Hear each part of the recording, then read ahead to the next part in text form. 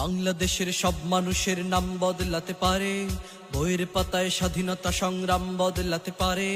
বঙ্গোপসাগরের পানি সব যেতে পারে শুকিয়েও, গোটা রাজধানী কেড়ে নিতে পারে বুড়ি গঙ্গার ঢেউ। সুন্দরবন কেটে হতে পারে ইটের ভাটার লাকড়ি, শিল্পপতিরা দেউলিয়া হয়ে খুঁজতে পারেন চাকরি। চোর গুন্ডারা পেয়ে যেতে পারে মন্ত্রীর মর্যাদা, আইনের ফাঁকে কালো টাকা সব হয়ে যেতে পারে সাদা।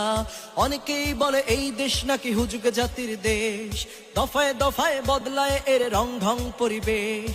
তাই বলে ইসলাম এ দেশে হুজুগে হবে না শেষ, হুজুগে হবে না শেষ।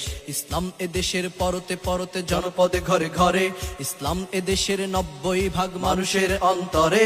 ইসলাম নিয়ে কেউ ছিনিমিনি খেলে এমন সাধ্য নেই, আর কিছু থাক না থাক তবুও ইসলাম থাকবেই। সবকিছু বদলে যাক তবুও ইসলাম